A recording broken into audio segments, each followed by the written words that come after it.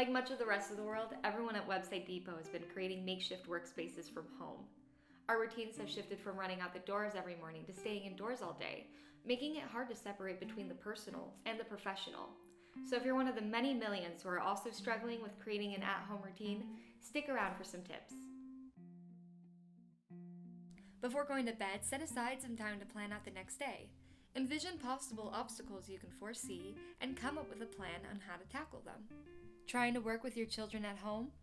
Establish activities and pre-made meals to keep them occupied for as long as possible.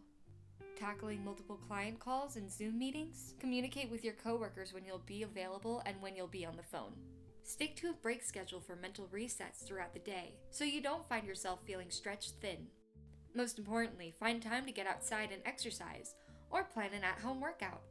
When it comes down to it, we're all learning how to adapt to a work-life balance from home.